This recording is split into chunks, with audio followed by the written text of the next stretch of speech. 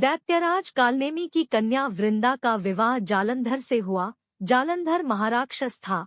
अपनी सत्ता के मद में चूर उसने माता लक्ष्मी को पाने की कामना से युद्ध किया, परंतु समुद्र से ही उत्पन्न होने के कारण माता लक्ष्मी ने उसे अपने भाई के रूप में स्वीकार किया। वहां से पराजित होकर वह देवी पार्वती को पाने की लालसा से कैलाश पर्वत पर गया। भगवान देवाधिदेव शिव का ही रूप धरकर माता पार्वती के समीप गया, परंतु माँ ने अपने योगबल से उसे तुरंत पहचान लिया तथा वहां से अंतर्ध्यान हो गई। देवी पार्वती ने क्रुद्ध होकर सारा वृतांत भगवान विष्णु को सुनाया। जालंधर की पत्नी वृंदा अत्यंत पतिव्रता स्त्री थी। उसी के पतिव्रत धर्म की शक्ति से जालंधर न तो मारा जाता था और न ही पराजित होता था।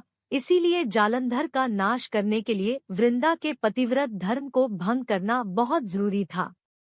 इसी कारण भगवान विष्णु ऋषि का वेश धारण कर वन में जा पहुँचे, जहाँ वृंदा अकेली भ्रमण कर रही थी। भगवान के साथ दो मायावी राक्षस भी थे, जिन्हें देखकर वृंदा भयभीत हो गई। ऋषि ने वृंदा के सामने पल में दोनों को भस्म कर दिया।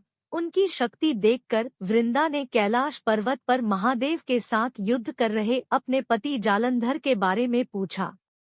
ऋषि ने अपने माया जाल से दो वानर प्रकट किए। एक वानर के हाथ में जालंधर का सिर था तथा दूसरे के हाथ में धड़। अपने पति की यह दशा देखकर वृंदा मूर्छित होकर गिर पड़ी। होश में आने पर उन्होंने ऋषि रूपी भगवान से विनती की कि वह उसके पति को जीवित करें। भगवान ने अपनी माया से पुनः जालंधर का सिर धड़ से जोड़ दिया, परंतु स्वयं भी वह उसी शरीर में प्रवेश कर गए। वृंदा को इस छल का जरा आभास न हुआ। जालंधर बने भगवान के साथ वृंदा पतिव्रता का व्यवहार करने लगी, जिससे उसका सतीत्व भंग हो गया। ऐसा होते ही वृंदा का पति जालंधर युद्ध में हार गया। इस सारी लीला का जब वृंदा को पता चला तो उसने क्रुद्ध होकर भगवान विष्णु को शिला होने का श्राप दे दिया तथा स्वयं सती हो गई। जहाँ वृंदा भस्म हुई, वहाँ तुलसी का पौधा उगा। भगवान विष्णु ने वृंदा से कहा, हे वृंदा, तुम अपने सतीत्व के कारण मुझे लक्ष्मी से भी अधिक प्रिय हो गई हो। अब तुम तुलसी के रूप में सदा मेरे साथ रहोगी। जो मनुष्य भी मेरे शालिग्राम रूप के साथ तुलसी का विवाह करेगा, उसे इस लोक और परलोक में विपुल यश प्राप्त होगा।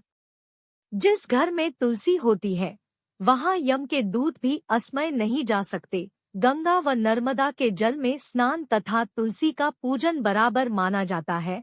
चाहे मनुष्य कितना भी पापी क्यों न हो, मृत्यु के समय जिसके प्राण मंजरी रहित तुलसी और गंगा जल मुख में रखकर निकल जाते हैं, वह पापों से मुक्त होकर वैकुंठ धाम को प्राप्त होता है। जो मनुष्य तुलसी व आंवलों की छाया में अपने पितरों का श्राद्ध करता है, उसके पितर मोक्ष को प्राप्त हो जाते हैं।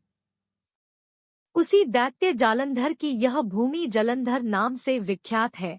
सती वृंदा का मंदिर मोहल्ला कोट किशनचंद में स्थित है।